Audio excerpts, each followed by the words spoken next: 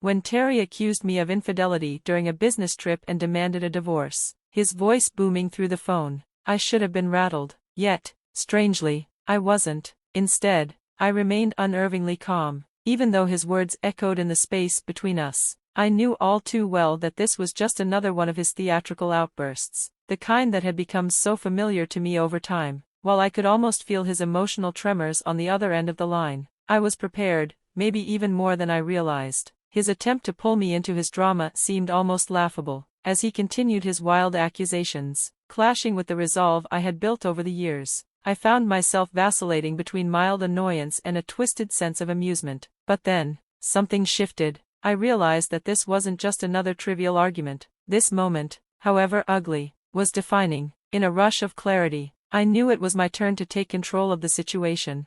I'm Megan, 30 years old and comfortably settled in my job at the college bookstore, a position I've held since graduating junior college at 21. Terry, 3 years older than me, has always had a bit of a shaky relationship with his career. When we first met 2 years ago, he was constantly jumping between jobs or, more often than not, unemployed. So, when he proposed, I hesitated. I wasn't about to jump into a marriage without any certainty about our future, especially financially. I made it clear to him, no job stability, no marriage. Okay, but there's a condition, I said one evening, seeing the nervousness flicker in his eyes. You need to find a stable job first, otherwise, this marriage won't be happening. We need to think about our future. Terry tried to brush it off with a casual grin. Don't worry, you've got a job, so there's no rush, right? I crossed my arms. But my parents would have concerns if I got married without knowing we're financially secure. So, no job, no ring. He reluctantly agreed and promised to get his act together. It wasn't long before he found a stable office job at a construction company, and we moved forward with our wedding plans. At the time, I saw him as a bit reckless when it came to money, but I thought we balanced each other out. I'd help him with finances, and he could support me with his more laid-back approach to life. Little did I know, we were in for much more than just a few financial debates. About a year into our marriage, when we began house hunting, Terry dropped a bombshell. I might not qualify for a mortgage, he said one evening, almost casually. I blinked, trying to process his words. What do you mean, might not? You've been in your job for months now. Terry's face turned a little uncomfortable. Well, the mortgage company might need a guarantor. The only person who could help is my dad, but he's got his gambling debts, you know. My frustration surged. Why didn't you tell me this sooner? We're here at the real estate office, ready to make an offer, and you're just now mentioning this? He shrugged as if it were no big deal. We can just put the house in your name. You've been at your job for a while, so you should have no problem getting approved. We can both pay the mortgage, just a technicality. I couldn't believe it. That's not the point. Terry, why didn't you say anything before now? This affects both of us, and you've left me scrambling for documents.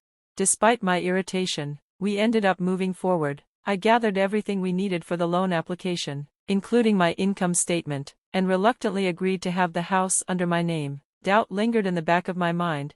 Was this really a man I wanted to continue building a future with? But the moment had passed, and I felt cornered. The paperwork was signed, and now I had a house, one that might as well have been mine alone. It felt like everything had shifted.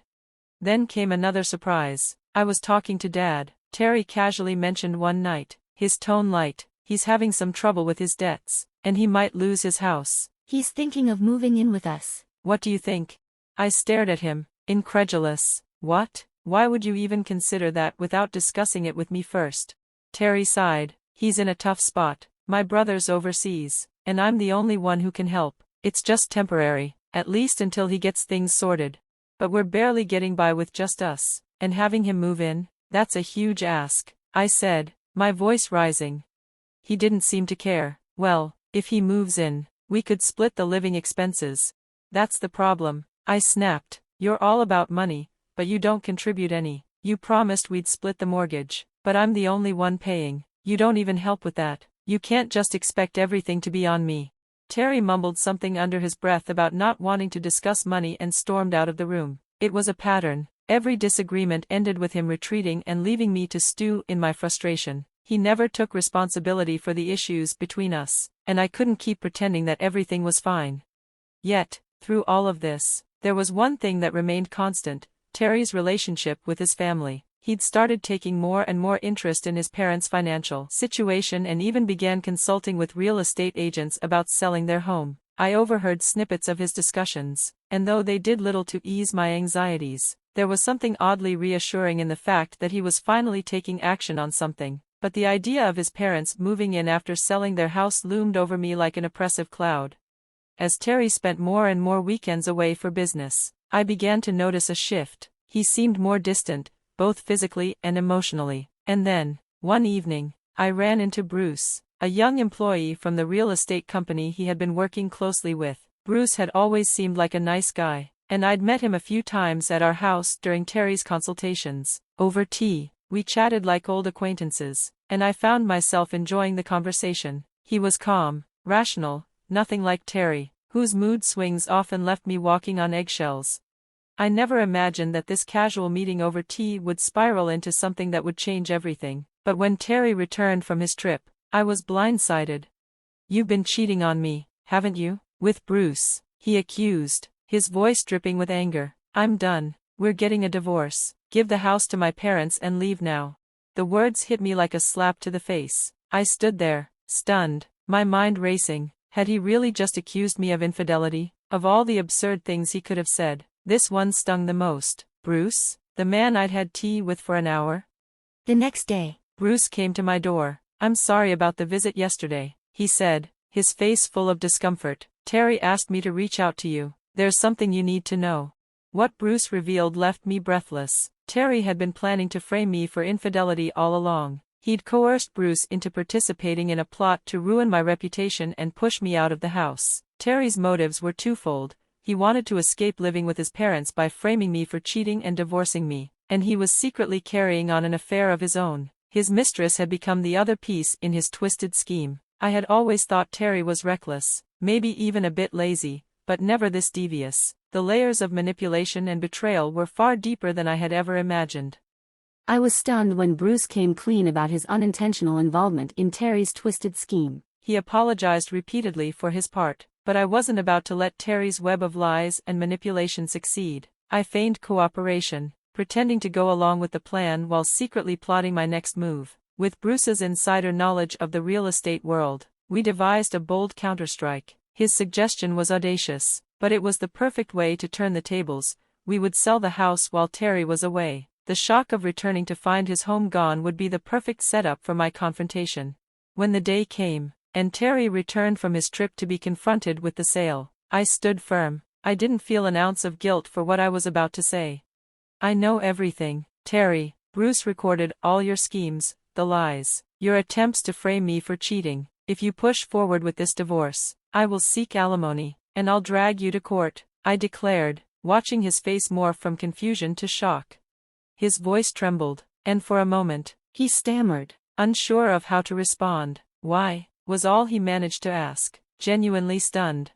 But I wasn't finished yet. I had one final bombshell to drop. "You didn't even realize it, did you? Bruce isn't just some new employee at the company. He's the son of the CEO." I paused, letting the revelation sink in. "Didn't you notice Bruce shares the same last name as the CEO? Or was that something you conveniently overlooked?" My frustration was impossible to mask. How could he have been so clueless?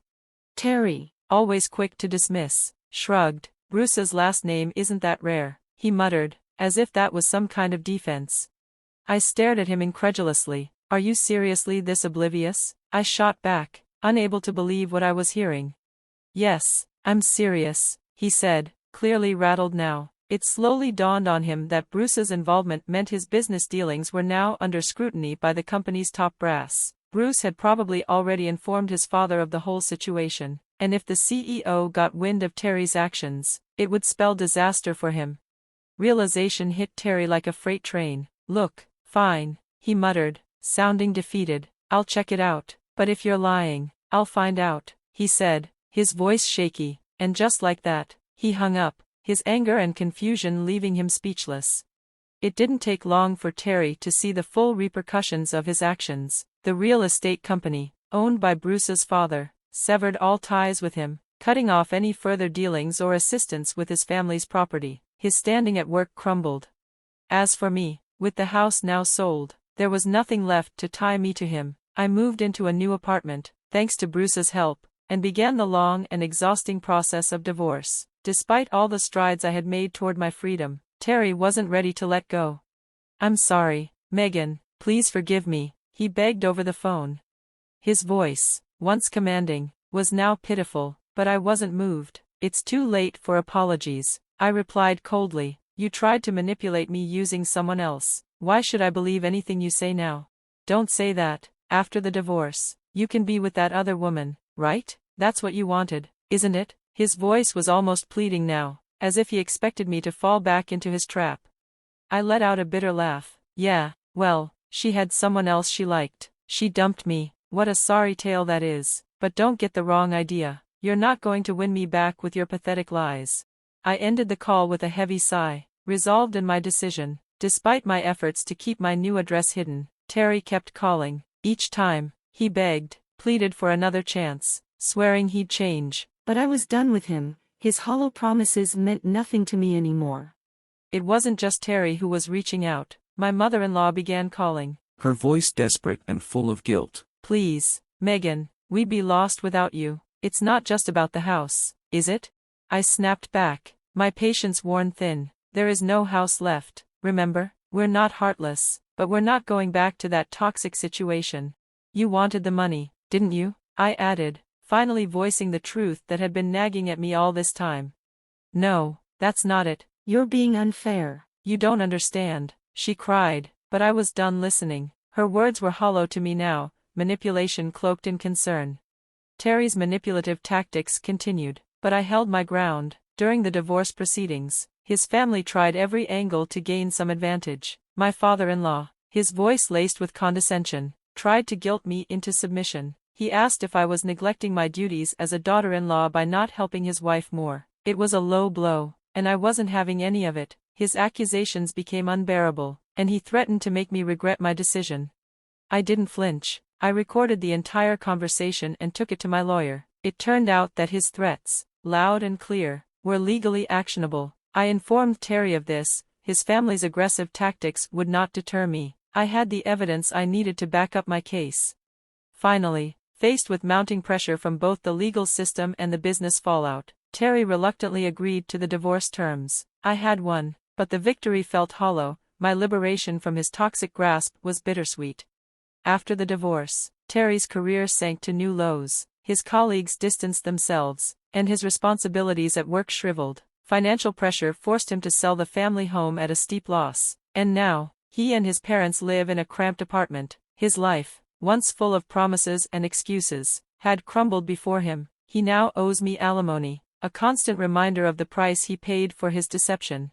Through all of this, Bruce remained a steady presence. We continued our friendship, and over time, it blossomed into something deeper. Eventually, we decided to marry, and I became the partner of a man who would rise to become the president of the very real estate company Terry had once worked for. Fate had a cruel sense of humor. Terry's accusations of infidelity, his desperate attempts to sabotage me, had only brought Bruce and me closer. Now, as I look forward to the future with Bruce, surrounded by his loving family and a new sense of peace, I feel more than just relief. I feel empowered. The journey wasn't easy, but it led me to a life I never expected, a life filled with the love and support I had always deserved. And so, with a heart full of hope, I'm ready to embrace the beautiful future ahead of me, one that's mine to shape, without fear, without regret. Music.